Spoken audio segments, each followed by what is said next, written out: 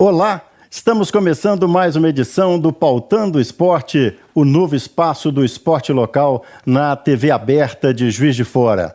A gente quer agradecer aí as manifestações nas redes sociais e a repercussão dos primeiros programas, lembrando que os já veiculados estão subindo para o YouTube do portal Toque de Bola e também para o YouTube da JF TV Câmara. Vamos falar hoje de uma equipe, de um projeto que completou recentemente 10 anos e que tem deixado o Juiz de Fora num lugar de destaque, porque são 3 anos de uma competição preliminar, hoje chamada de Superliga B, 7 anos na Superliga, na divisão de elite do voleibol brasileiro. E aí você já percebeu que estamos falando do JF Vôlei, o diretor da equipe, também idealizador do projeto, Maurício Bara Filho.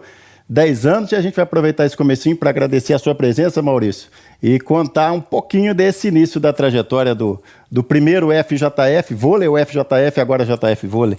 Muito obrigado, Ivan, é um prazer estar aqui e já aproveitando para parabenizá-los aí pela conquista desse novo espaço esportivo, de divulgação. Isso é muito importante para todos envolvidos no esporte da cidade e fico muito feliz por isso e por esse crescimento aí de todo esse processo. Conta um pouquinho então daquela passagem, né, que a gente já citou algumas vezes, mas como a gente tem um tempo maior no programa, quando o Juiz de Fora conquistou uma vaga para a Superliga principal e não era muito esperado no momento e de repente o desafio foi aceito. Conta um pouquinho daquela passagem para a gente, para quem não lembra dessa história, dessa situação. A gente vinha ali já jogando nos 2 anos anteriores, foi 2008, 2009, 2010. Em 2010 nós quase ganhamos a etapa Sudeste, que era o primeiro grande sarrafo. Normalmente a equipe que ganhava a etapa Sudeste, a Liga Nacional era dividida por regiões e a gente teve uma derrota dramática aqui dentro do nosso ginásio, na época já começando a rivalidade com Volta Redonda. Volta Redonda representou Niterói e foi um 3-2 com 15-13. E no ano seguinte, de novo em Juiz de Fora, fizemos o primeiro, vencemos a equipe B do Minas, tivemos uma derrota inesperada de 3-2 para a Uberlândia e entramos na última partida, precisamos vencer de 3-0 ou 3-1 a equipe de Atibaia, que era uma equipe que tinha feito a semifinal do Campeonato Paulista no ano anterior. E tivemos talvez ali uma das maiores atuações como equipe, vencemos por 3-0, uma partida muito emocionante. E ali caminhamos para a fase final, em que em 5 dias fizemos 5 jogos, 2 deles de 3-2, e ganhamos a semifinal, que era a decisão da vaga contra a equipe de Pindamonhangaba, que hoje é Taubaté, né? Pinda depois... E até hoje nos bastidores a gente fala, o Pinda, né? O Pinda. Exatamente. Quem não sabe da vaga, que Pinda é esse que Pinda eles estão falando? A equipe de Pindamonhangaba, que virou Taubaté. Fizemos a final contra a Blumenau, uma equipe que era muito experiente na época, inclusive jogando na Superliga. Mas ali a final já era um detalhe, né? Porque a gente já tinha classificado. E naquele momento, eu lembro até de uma fala sua, em algum momento, eu não lembro exatamente, quando a gente tinha feito 2 partidas no Campeonato Mineiro entre a fase regional e a fase final. E a gente fez um 3-2 com o Sada, né? E um 3-1 apertadíssimo com o Minas. E você disse que aquele momento já demonstrava que a equipe parecia que ia chegar para conquistar a vaga e foi um momento muito especial, um pouco inesperado, mas muito especial. E a partir dali a gente começou toda essa caminhada na Superliga, que vocês acompanharam muito bem. E os atletas daquela equipe, como é que você formou na época? Fomos alguns atletas da cidade mesmo, e a gente foi contratando pouco a pouco, né? Pontualmente foram surgindo, aparecendo, conseguimos trazer jogadores importantes. Tinha um detalhe que a Liga Nacional era disputada aí até agosto, setembro, então a gente conseguia contratar alguns jogadores que tinham contrato para jogar na Europa a partir de setembro. E a gente formou uma equipe muito competitiva, né? E teve também um percalço no meio do caminho, porque a Liga Nacional estava marcada para ser em Caldas Novas. Caldas Novas, faltando 15 dias, falou que não teria condições. Isso adiou por mais 15 dias. Foi em Saquarema a etapa final, né? Qual foi o problema disso? 4 atletas já tinham passagem marcada para a Europa. A gente ficou sem 4 atletas na véspera da competição. Isso foi um tom um pouco dramático, mas aqueles que entraram com muita firmeza e jogaram muito bem. A gente acabou classificando de uma maneira dura, mas consistente. E a entrada na Superliga também, quando a vaga tinha sido conquistada em quadra, mas no primeiro momento o pensamento, não, isso pra gente não dá, isso pra gente é demais. Mas de repente houve uma conversa naquela oportunidade lá na Universidade Federal de Juiz de Fora e a parada foi aceita. A gente sabia que entende hoje mais do que ninguém quão difícil é manter uma equipe na Superliga.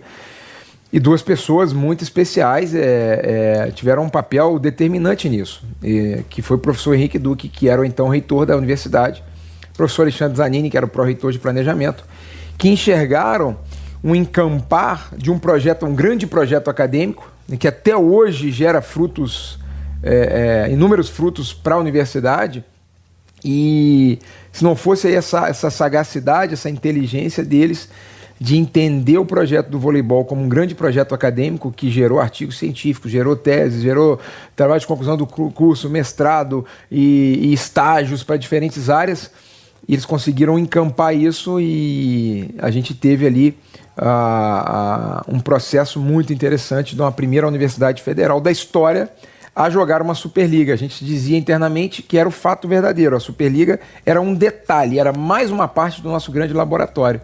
E assim a gente começou a nossa trajetória na Superliga em função aí dessa coragem aí dessas pessoas também de abraçar o projeto e entendê-lo como um acadêmico, como uma força muito grande. Então era mais que um time, né, Maurício? É isso que talvez, a gente já comentou isso em outras oportunidades, mas aproveitando esse tempo maior, era mais que um time, né? Assim, além da notícia esportiva ser excelente, o Juiz de Fora vai entrar numa Superliga, numa elite, tem essa questão forte também do projeto, da pesquisa. Muito mais que um time. Acho que a sua palavra aí é mais que o time. Realmente era aquilo que foi gerado além dos resultados de quadra, que era uma consequência do processo, foram assim de uma valia muito grande para a linha de pesquisa no mestrado, na qual eu coordenava, que basicamente a gente trabalhou do controle da carga de treinamento. Isso hoje a gente tem vários artigos publicados em periódicos internacionais de difícil aceitabilidade. A quantidade de alunos que puderam coletar os dados, não só da Universidade Federal de Juiz de Fora. Nós tivemos coletas de dados feitas por várias universidades brasileiras que vinham aqui coletar os dados, da UFMG, da USP e outras, né, para não esquecer de algumas, que alunos vieram, fizeram a coleta de dados e tiveram aí uma parte do seu trabalho, ou a parte principal, sendo realizada aqui na equipe. Então, o campo de estágio aberto, então realmente era muito mais que um time, além de toda a mídia gerada também em torno disso, né? A gente tem números aí muito grandes aí de mídia em relação à própria universidade, o quanto que o nome UFJF, o quanto o nome da Universidade Federal de Juiz de Fora ganhou sim, de rumo com o projeto. E da parte esportiva? Vamos falar um pouquinho agora da parte esportiva. Pronto, estamos numa Superliga, e agora? Foi um processo de transição, eu vivi isso muito intensamente, por ter que fazer a parte burocrática, liderar, né, talvez a parte burocrática de todo o processo, e também a parte de dentro de quadra. Então, muda completamente, porque antes você tinha um número restrito, por exemplo, de jogadores que queriam jogar aqui. De repente abriu esse leque, mais uma equipe de Superliga. A gente foi a última a ser montada. A gente se apresentou dia 24 de outubro e a Superliga começou dia 10 de dezembro. Então a gente teve 6 ou 7 semanas para montar o time, treinar o time e estrear na Superliga, enquanto as equipes já estavam treinando desde junho, julho daquele ano. É um mundo inicialmente, né? Hoje a coisa se equilibrou um pouco mais, mas era muito difícil porque os jogadores entendiam que por ser Superliga vinham com valores assim que pra gente eram completamente fora da nossa realidade. E a gente teve que se adaptar a isso.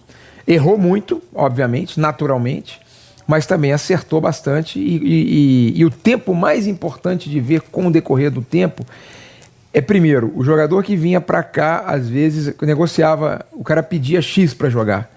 E você falava, poxa, eu não tenho esse dinheiro. E o cara fechava por menos 80% num time como o Minas. Então, para vir para cá, ele queria simplesmente se agarrar na questão financeira, que não era nosso forte. Mas ele tinha a estrutura, né? Total. A disposição, mas assim, Isso, no primeiro momento ele não sabia dessa informação. Porque todo time que está chegando, né? E era um time, vamos dizer assim, inicialmente, um time pequeno, um time que ia brigar para não cair, e isso afetava. Então isso deixava a gente um pouco chateado inicialmente. Mas com o tempo a gente foi entendendo. Hoje é o contrário, né? Os atletas querem jogar aqui por conhecer toda a história. A gente tinha pouca história naquele momento. Hoje a gente já vê a coisa funcionando diferente e consegue já conversar mais de igual para igual num outro patamar com os atletas, mesmo agora num outro momento novamente. E são 7 anos, né, completados agora. A temporada da Superliga é de um ano para outro, né? Então as temporadas 16, 17, 17, 18, 7 anos que se completam dentro da Superliga, e o regulamento sempre foi o mesmo, né? Nesses anos, 12 equipes participando e em linhas gerais tem que ficar entre os 8 para chegar a um playoff. E a gente lembra que a oportunidade que o time da cidade conseguiu a passagem foi quando parou, né, no início da temporada. Não vamos fazer projeção. E aí o time conseguiu a passagem para o sonhado playoff, que é a segunda fase. Mas eu queria que o Maurício destacasse também, já que a gente está contando essa historinha, essa transição para as pessoas entenderem também de vôlei UFJF para JF Vôlei. O que foi ali que determinou essa mudança, Maurício? Eu acho que uma série de fatores. Acho que você lembrou bem a questão da história aí, batemos na trave aí nos playoffs aí. Talvez o melhor time que a gente teve, que foi, tecnicamente falando, que foi o time de 2015, 16 ou 14, 15. Foi o time do Manios, né, do Bergamo, do Rodrigo. Esse time talvez tivesse a capacidade de ficar em 6º lugar na minha. Tanto que nós fizemos um retorno ganhando do SESI e Taubaté, aqui dentro da cidade, que eram equipes que chegaram aí entre os 4. Mas aí chegou um momento que vários fatores caminharam. Entre eles, uma troca de reitoria. A gente tinha um apoio irrestrito da reitoria anterior, como eu citei aqui, do professor Henrique, etc. É uma troca normal. A gente comentava isso na época, né, Ivan? A gente conversou muito sobre isso. Mas o principal foi o seguinte: a gente enxergava a necessidade de uma independência de ações, principalmente para aquele momento que nós estamos vivendo hoje, que é a captação de recursos. A gente viu na história, na nossa história de 10 anos, a gente tinha 7 anos na época, que a captação direta seria muito limitada. A gente não conseguiria sobreviver com a captação direta. Então a gente se sugeriu, né?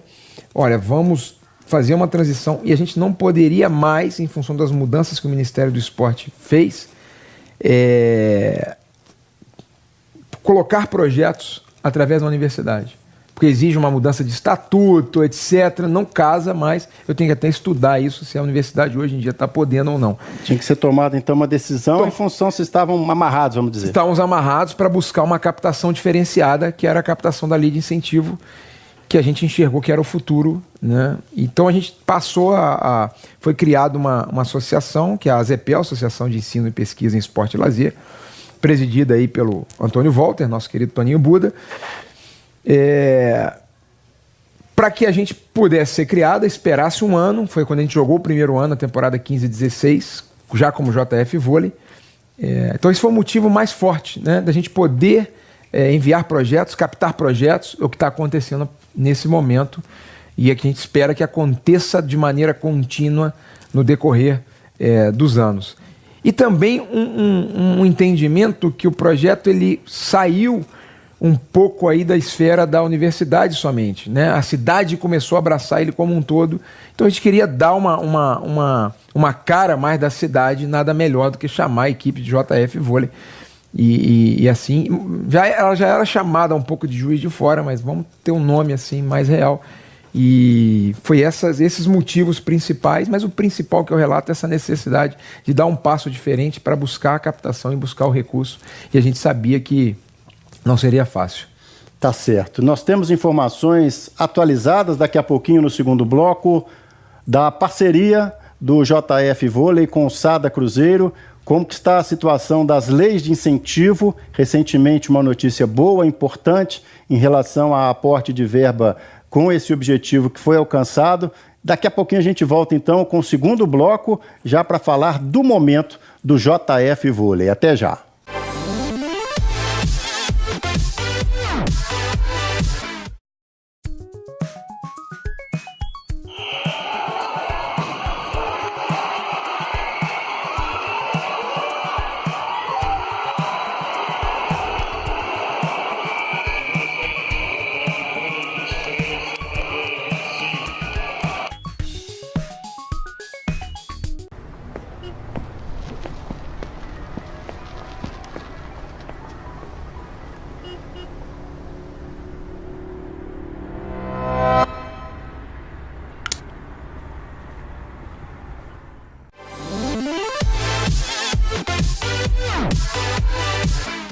Estamos de volta com o segundo bloco do Pautando o Esporte. Vamos falar do momento do JF Vôlei, mas não podemos deixar de abrir um espaço para falar da torcida, né? Porque são 7 anos em que o torcedor da cidade, muitos deles, independente do resultado, vão sempre ao ginásio, apoiam o time e ainda tem a oportunidade de ver campeões, bicampeões olímpicos, o vôlei que brasileiro é uma excelência. Maurício, fala um pouquinho dessa torcida, o papel que tem, a gente chama de vez em quando do caldeirão da Federal, que em tantos jogos foi importante.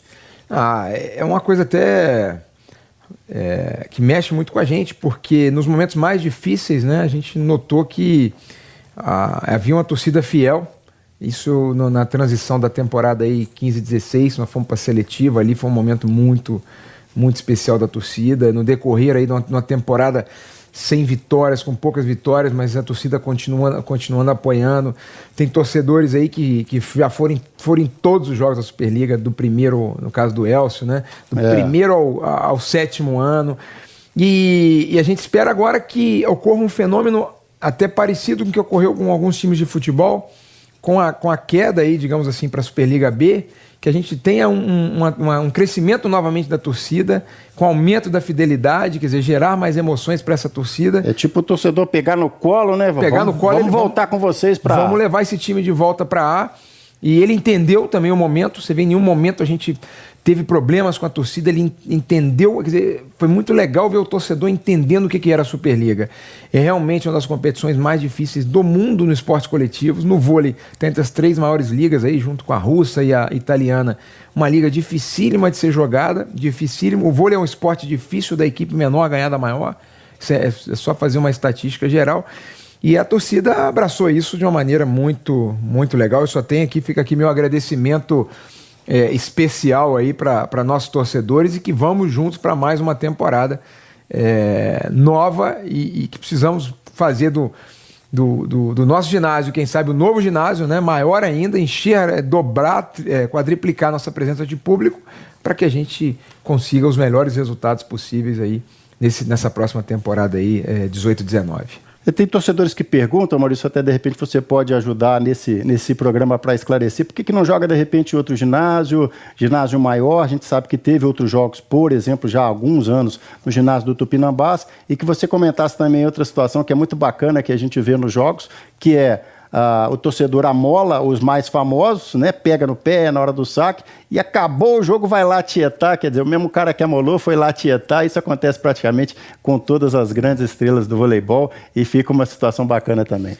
Não, em relação aos ginásios, né, a gente fez uma transferência na primeira temporada para o ginásio Tupinambás, mas os ginásios maiores da cidade realmente têm uma dificuldade, coisa simples, por exemplo, o alvará do bombeiro, a questão de chuva, de repente a gente não sabe como é que vai reagir o teto, e a gente chegou a conversar outras vezes, mas ficou inviável fazer essas mudanças. A gente também não tinha condições de bancar, por exemplo, que seria uma coisa justa, vamos entrar ajeitando a estrutura, né? E o outro problema também é que você praticamente tem que deixar o ginásio quase que por conta. Na faculdade a gente se adaptou muito bem, os professores sempre me ajudaram, mas você pega, por exemplo, o piso do voleibol, tem que ficar lá, senão você tem que tirar e colocar, e aquilo tem um custo muito alto. Então tem essas limitações que a gente buscou adaptar com os anos, né? Uma vez botamos uma arquibancada maior e depois a gente foi adaptar, mas esse problema está próximo de acabar com o ginásio novo, e também o ginásio municipal, que a gente tem informações aí da obra sendo retomada e que ele pode ser entregue até o ano que vem, né, 2019. É verdade, no programa que a gente teve a entrevista com o secretário de esporte, o Júlio Gasparetti, ele mostrou muita confiança que dessa vez, a gente até brincou, vai ou não vai? Fala em ginásio, não, lá vem a história. E ele mostrou muita confiança que até o ano que vem o ginásio municipal também sai, o ginásio da universidade a gente tem informação também que a expectativa é de que saia também até antes do ginásio municipal. E aí você perguntou dessa relação com o torcedor. Primeiro, o torcedor de Juiz de Fora foi muito privilegiado de ter aqui grandes campeões nacionais e também vários estrangeiros de altíssimo nível, né? Tivemos aí nas 2 últimas temporadas o Simon, o Leal, jogadores aí, os argentinos jogando por Taubaté e pelo Cruzeiro também. Então, a quantidade de jogadores de alto nível que a torcida realmente ali, os jogadores falam, é muito difícil jogar no nosso ginásio, que a proximidade é muito grande. Agora, ressalto, nunca tivemos um problema grave. Da nossa parte, tivemos aquele, inclusive, que a gravação de vocês decidiu o julgamento, que foi do Mário Júnior. Isso, na época o RJX teve um entreveiro com a torcida, mas que foi um gesto isolado, e um áudio do Portal Toque de Bola foi levado no tribunal e a vitória foi conquistada no tapetão, então, pelo JF. Exatamente. Então, mas é uma relação de amor que eu vejo, assim, de muito carinho pelos ídolos. E é considerado que o torcedor da cidade entende de vôlei, né? Então até pega no pé às vezes, porque é um esporte, a gente sempre cita nas oportunidades que tem o time do vôlei feminino, né, do esporte, no início da década de 80, um bicampeonato mineiro, e as melhores jogadoras também, no paralelo com o masculino agora. Então é uma cidade que tem tradição e que entende de voleibol. Ela entende, você vê, o torcedor pede tempo antes do treinador, isso é uma coisa, e de maneira correta, né? Então pede a substituição. Às vezes me chateava a reação que os grandes jogadores tinham, alguns discutindo com a torcida.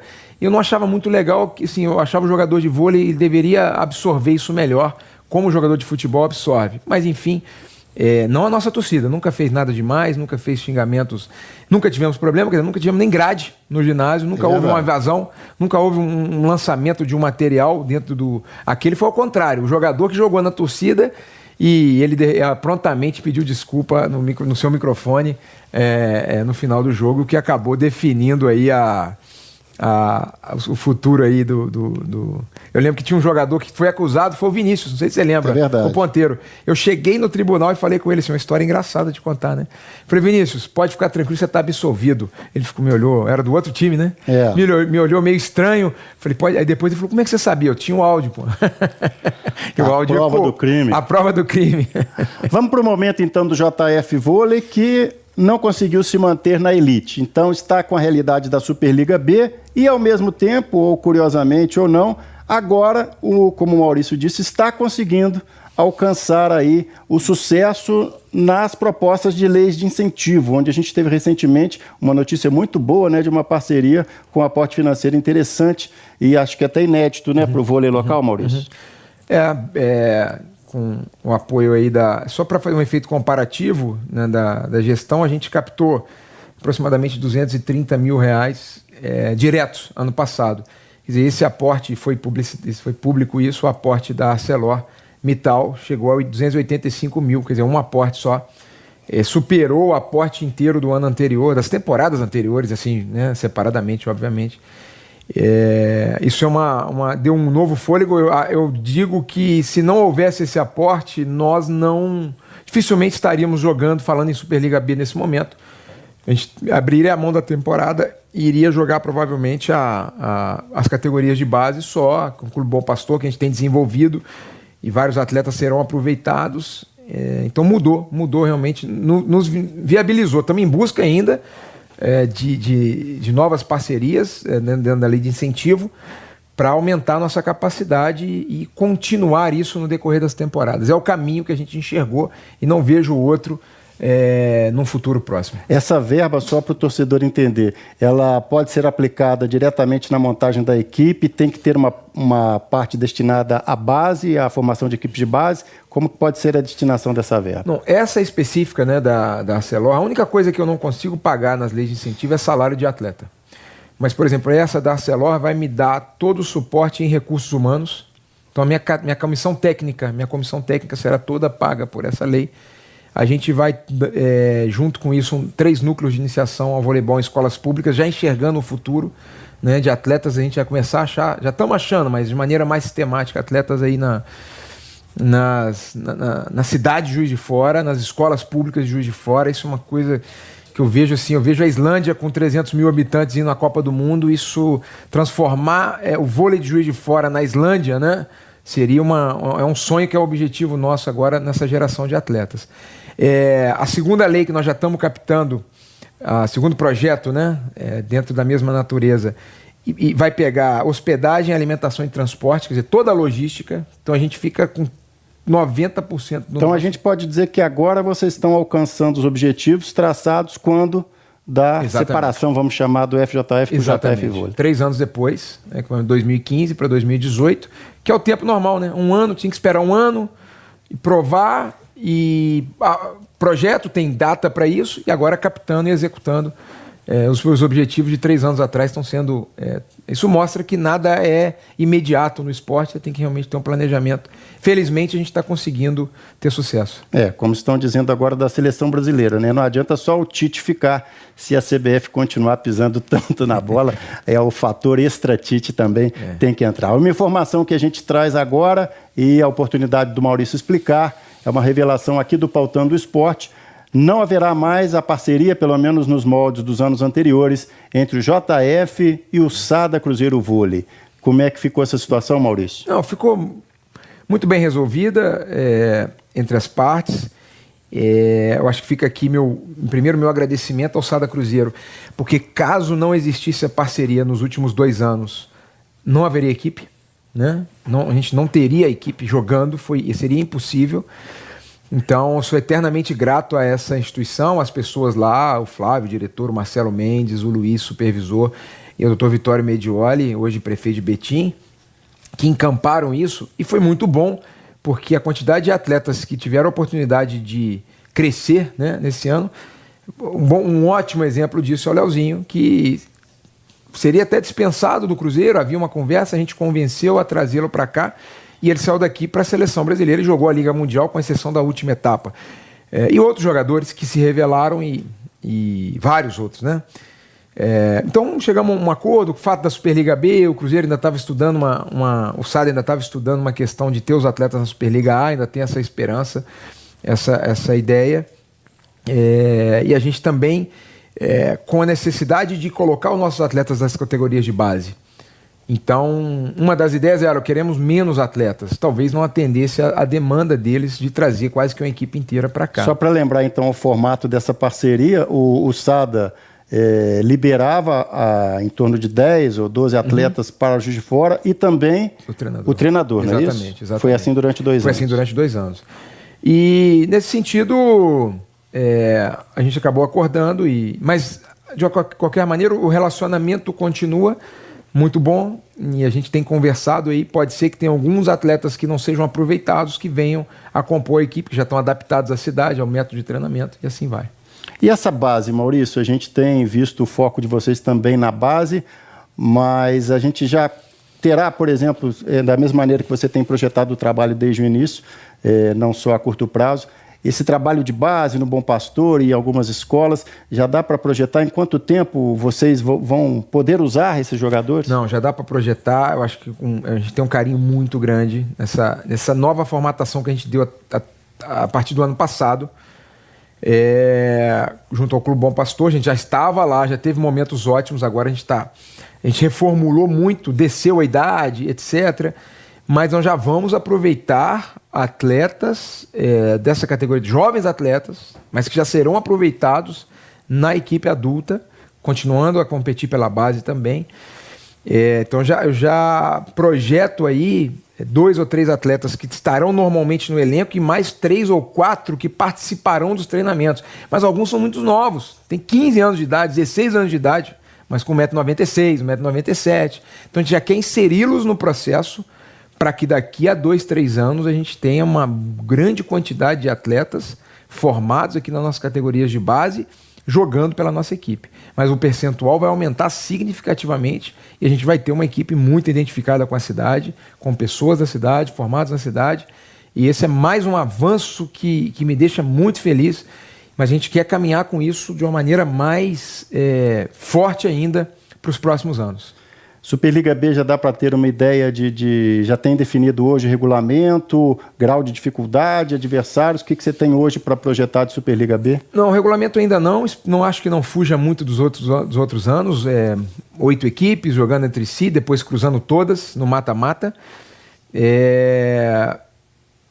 Eu creio numa competição extremamente equilibrada. 8 para subirem, 2? 2, para subirem 2. Acredito que mantenha-se o regulamento do ano passado. Uma competição extremamente equilibrada, de uma pressão muito grande, poucos jogos, assim, menos jogos que a Superliga, então praticamente cada jogo uma decisão deve estar começando, a gente se representa agora em agosto, jogar Campeonato Mineiro e amistosos, etc. E ela começando aí, normalmente começando em janeiro. Então vamos aguardar a definição, não tem definição ainda exata disso, mas a expectativa de uma competição muito equilibrada, com muitas emoções aí para a torcida de Juiz de Fora. Antes de terminar, então, vamos acompanhar um desses momentos de emoção da nossa web rádio, quando o Juiz de Fora, naquela oportunidade, confirmou a vaga na elite, derrotando o Maringá.